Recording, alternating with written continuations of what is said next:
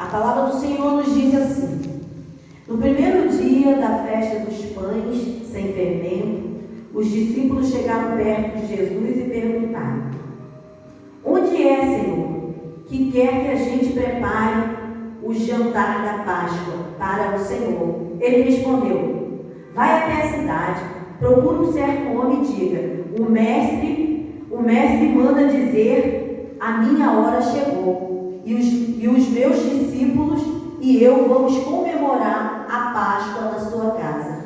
Os discípulos fizeram como Jesus havia mandado e prepararam o jantar para a Páscoa. Amém? Louvado seja o nome do Senhor. Foi só até aqui, tá, irmãos? E a palavra do Senhor, irmão, ela vem nos dizendo que chega o dia da Páscoa. E o Senhor Jesus manda seus discípulos até aquele lugar. Eles perguntam para Jesus onde eles iam comemorar a Páscoa. Mas o que me chama a atenção aqui nesse texto, irmãos, que eu vou encaminhar para que a gente venha estar lendo.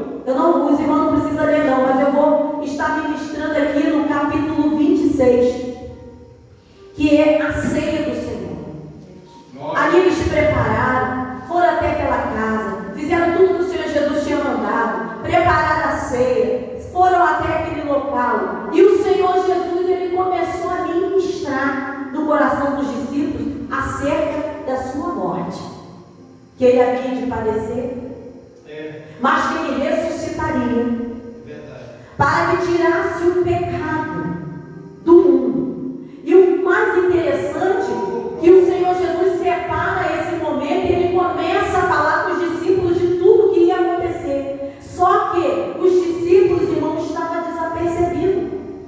Porque quando Jesus ele morre, eles ficaram desesperados. E assim, irmãos, é hoje quando nós estamos ministrando e pregando e falando da obra e da mensagem do Senhor. A igreja está ficando desapercebida e de repente Jesus vai voltar e a igreja vai ficar. Então nós precisamos nessa noite pedir ao Senhor Jesus que abra o nosso entendimento. Parece até, irmão, que a gente às vezes está dormindo. Já foi falado aqui de várias coisas. A gente sabe que a Páscoa ela começou no Egito. O povo do Egito, o povo hebreu, naquela época era o povo hebreu, eles estavam presos, estavam cativos, vivendo como escravos no Egito.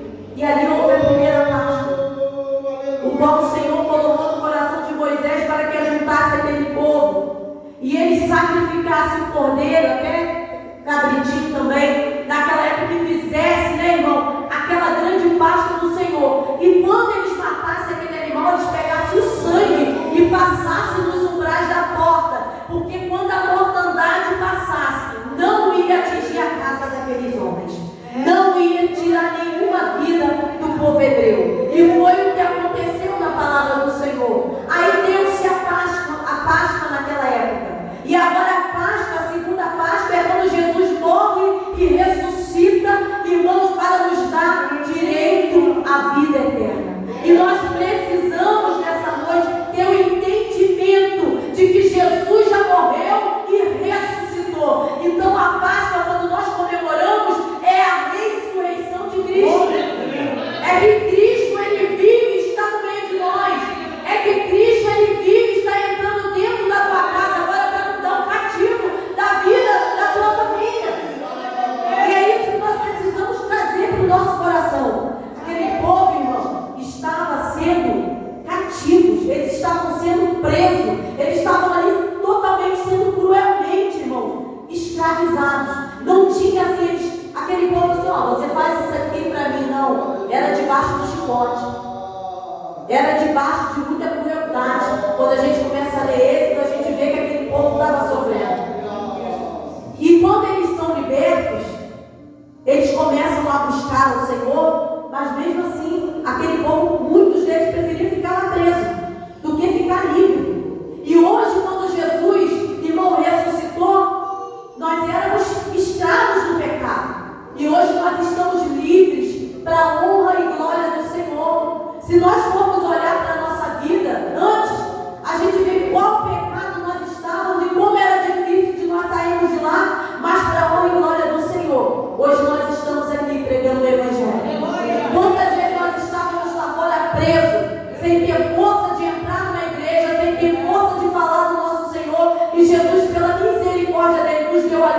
verdade de hoje nós podemos dizer que somos livres através do sangue de Jesus. Então, irmão, vamos pedir ao Senhor Jesus nessa noite que trabalhe em nós, que trabalhe na nossa mente. É necessário uma transformação de mente para que nós possamos ver que o Senhor Jesus, Ele está à porta, Ele deixou um grande legado para nós. Mas será que nós estamos vivendo esse legado? Será, irmãos? Vamos analisar nossa vida nessa noite e ver se nós estamos vivendo esse legado. Buscar o Senhor, irmão, de todo o coração. Quando Jesus ele morreu naquela cruz, depois que Jesus ressuscitou, no capítulo 28, Jesus disse assim: então chegou Jesus perto deles e disse: meu Deus me deu todo o poder sobre o céu e sobre a terra. Portanto, vão a todos os povos do mundo e façam que sejam meus seguidores, batizando em nome do Pai, do Filho e do Espírito Santo, e ensinando-os a obedecer tudo quanto tenho vos ordenado a vocês. Lembre disto, eu estou com vocês todos os dias até a consumação dos séculos. A palavra do Senhor nos disse que quando Jesus ele morreu, ressuscitou, ele pegou todo o poder. E ele nos deu esse poder. Aleluia. E o que nós estamos fazendo? Será que nós estamos fazendo isso aqui? Será que nós estamos evangelizando? Será que nós estamos ganhando alma? Será que nós estamos levando o legado de Jesus ou nós estamos parados? Se todo o poder foi dado sobre o céu e sobre a terra, o poder do Espírito Santo está sobre nós. E nós temos o poder através de Jesus Cristo, através da morte dele, para ganhar alma, para fazer muitas coisas nessa terra, para curar, irmãos. E hoje eu vejo a igreja andando cabisbaixa, desanimada, como se fosse crucificar Jesus novamente. Mas aonde está, irmão? Aonde está o legado de Jesus na minha e na tua vida? Nós precisamos reagir. Se nós formos olhar aqui para a vida de Paulo, ele disse que viver para ele viver é Jesus, mas morrer para ele é lucro. E nós hoje estamos com medo de morrer. Mas tudo a gente tem medo. O crente tem medo de tudo. E ele falou assim: eu preferia morrer e estar com Cristo. Mas por causa de vocês, por causa de quem, irmão? Por causa das almas. Esse legado que Jesus falou aqui, este todo o poder foi me dado no céu e na terra. Que vocês batizem em nome do Pai, do Filho e do Espírito Santo. Que vocês ajudem, ensinem as pessoas a obedecer os mandamentos que eu tenho deixado. Será que nós estamos fazendo isso? Ou nós estamos parados? Quando nós paramos, quando a igreja recua, sabe o que acontece? Você sabe o que acontece? O sistema entra dentro da tua casa. O sistema entra dentro da minha casa e muda a mente do meu filho, muda a mente da minha filha, muda a mente do meu marido com as coisas do mundo, porque nós não estamos ensinando o que o Senhor Jesus deixou aqui na palavra para a gente poder. A gente não, a gente fica quieto, a gente desanima. Então, igreja, é tempo de reagir. É tempo da gente reagir, porque se Jesus volta hoje, o que nós vamos fazer? O que nós vamos falar para Jesus? Porque nós estamos desanimados. Nós não temos coragem de fazer nada para Jesus, irmão. A igreja precisa reagir, precisa se levantar. Se nós formos olhar, às vezes a gente sabe o que a gente faz? A gente vem para a igreja, bota a Bíblia debaixo do braço, vem, senta, levanta, vai para casa, senta, levanta, vai para casa. Mas é necessário a gente falar: Jesus, eu estou cansada de viver uma vida dessa. Eu quero mudança na minha vida, Senhor. Eu quero ganhar alma. Senhor, me enche do Espírito Santo. Eu vou dizer que quando a gente começa a buscar, Deus começa a transformar a nossa vida. Se você for ver aqui, na palavra do Senhor, no tempo que eles estavam no Egito, eles reagiram. Eles começaram a sofrer, de repente eles começaram a invocar o nome do Senhor. A palavra do Senhor diz que eles invocaram o nome do Senhor e o Senhor viu o sofrimento daquele povo. Hoje, se a igreja estiver sofrendo, é necessário a gente começar a gritar e falar: Senhor, tem misericórdia de nós. Vamos reagir, irmão. Reaja você ao que você tiver. Fala: Senhor Jesus, eu preciso ser usado nessa terra. Sabe, irmão, mas é necessário nós buscarmos também a presença do Senhor. Às vezes nós passamos alguma dificuldade na nossa vida, nós começamos a reclamar. Mas se a gente vê aqui, o apóstolo Paulo ele falou também que ele sabia passar necessidade, mas sabia também ter abundância. Então, às vezes é necessário nós passar por algum tipo de dificuldade na nossa vida Levanta a tua cabeça. As coisas estão difíceis hoje, mas amanhã vai melhorar. As coisas estão dando errado hoje, mas amanhã vai dar certo. Nós precisamos ter dentro de nós um pensamento que Jesus tinha. Você pensa que quando Jesus estava indo para a cruz, estava morrendo, estava todo mundo chorando. Jesus não estava chorando, não. Cada passo que Jesus dava para chegar até a cruz, ele falava: estou vencendo. Eu estou vencendo. Eu estou vencendo. Quando Jesus estava sendo entregado na cruz, Jesus disse: eu estou vencendo. Talvez muitos estavam olhando, até Satanás estava olhando ali, agora eu acabei com ele. Não, ele estava vencendo. Ele estava cada dia chegando. Cada minuto ele estava chegando diante do trono do Pai para sentar à direita do Pai. Às vezes você pensa que a dificuldade está te matando. Não, ela está te levantando, ela está te fortalecendo, ela está forjando o teu caráter para que amanhã nós vamos ter experiência. Quando a gente passa por dificuldades, se você for ler na Bíblia aqui, você vê que esses homens adquiriram o quê? Experiência, sabedoria. Porque quando a dificuldade vir, eu falo assim: ei, eu já passei por isso aí, eu vou passar de novo. Porque eu não estou passando sozinha, Jesus está comigo. Ele está segurando nas minhas mãos, Ele está no controle de tudo, Ele está na direção. Nós temos que ter, irmão, uma mente transformada. Se a tua mente não for transformada, o inimigo ele te para. Se a tua mente não for transformada, o inimigo diz que você não é nada. E você acaba pegando aquela capa e botando nas tuas costas, dizendo: ah, mas eu não vou para nada, eu não consigo nada. Irmão, nós não conseguimos não, mas aquele que a gente crê, aquele que morreu, ressuscitou esse dia, esse tem todo o poder sobre o céu e sobre a terra. E agindo Deus, irmão, quem poderá impedir na tua vida? Então nessa noite, vamos tomar posse daquilo que é reservado para mim e para você. Jesus já venceu, irmão. Ele vive, Ele está aqui nessa noite. Irmão, eu vou dizer que tem uma coisa muito importante para nós, que está nos esperando. É o nosso nome no livro da vida. O que mais te importa aqui é porque eu estou nome no livro da vida. Às vezes a gente fica pensando: ah, mas eu quero pregar muito, eu quero cantar muito. Irmãos, ande em obediência. Quando nós andamos em obediência, é melhor do que você dizer qualquer coisa. Porque a palavra do Senhor nos diz que aqueles que obedecem, esses, irmãos, vão ganhar a terra inteira. Porque quando a gente obedece, no capítulo 28 de Deuteronômio diz que tudo que tu colocar as mãos prosperará. Tu serás abençoado ao entrares e ao saíres. A palavra do Senhor nos garante isso. E quando nós tomamos posse dela, irmãos, a palavra do Senhor, quando toma posse, ela é como uma plantinha, que você começa a regar aquela planta e ela começa a crescer. E nisso que ela cresce, ela dá fruto, ela vai germinando. E as pessoas que estão ao seu lado, irmão, ela sente a presença do Senhor. As pessoas que estão ao seu lado começam a ver as coisas acontecerem. Quantos de nós já profetizamos na vida de pessoas e vimos aquilo acontecer? Eu já vi muito isso acontecer na vida de pessoas. Muito, sabe por quê, irmão? Porque nós somos aquele vaso, sabe? Que está aberto, cheio e transbordando. E quando nós começamos a transbordar, nós transbordamos na vida das pessoas. E eu entendo que Jesus, irmãos, Ele sabe o que faz.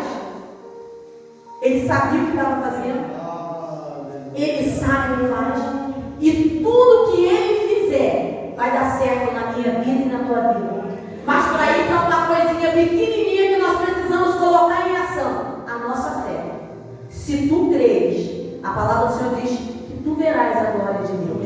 Se tu creres. Então tem coisas que eu não posso fazer para você, você não pode fazer para mim. Mas dentro de você, você precisa cultivar a fé que há dentro do teu coração. Porque a fé, irmão, ela remove montanhas. A fé faz a gente caminhar para um lugar onde nós nunca caminhamos. Nós não achamos que nós nunca chegaríamos naquele lugar, porque nós não teríamos poder para isso. Mas quando nós começamos a cultivar na fé, porque a palavra diz que se você não tem fé, peça a Deus, porque Ele é o autor e o consumador da nossa fé. E quando nós começamos a colocar nossa fé em ação, nós começamos a ver coisas. Mas a palavra do Senhor também diz que nós não podemos ser só ouvinte, mas praticante. Se você for só ouvinte, você vai entrar aqui hoje, você vai ouvir a palavra, tu vai para casa e vai continuar a mesma coisa. Mas se você ouvir a palavra, chegar amanhã, você colocar ela em prática, você vai ver algo mudar na tua vida. Você vai ver algo diferente na tua vida. Você vai falar: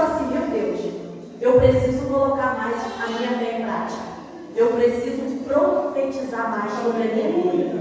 Eu preciso ver algo maior acontecer. E começa a acontecer assim. Começa a acontecer. Algo sobrenatural desce sobre a minha vida e sobre a tua vida, e a tua vida nunca mais é a mesma. É verdade. Quem conhece Jesus sabe que a sua vida nunca mais será a mesma. Se a tua vida, irmão, está na mesmice, pode ter certeza que Jesus não tem nada a ver com isso. A culpa está em você mesmo. Porque é necessário nós também termos uma vida de oração, uma vida de leitura, uma vida de busca, uma vida de entrega, uma vida de renúncia, para que nós possamos chegar aos pés do nosso Senhor e Salvador Jesus Cristo. A Gesiane ia colocar um louvor aí para a gente ouvir junto? Então, deixa eu ir.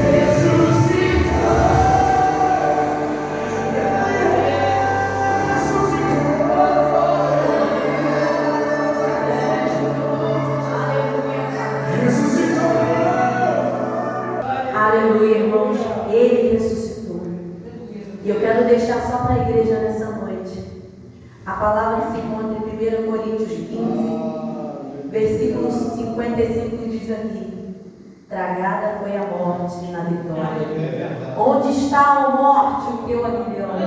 Onde está o inferno, a tua vitória? Jesus já venceu na cruz do Calvário por mim e por você, amém? Eu agradeço a oportunidade, em nome de Jesus.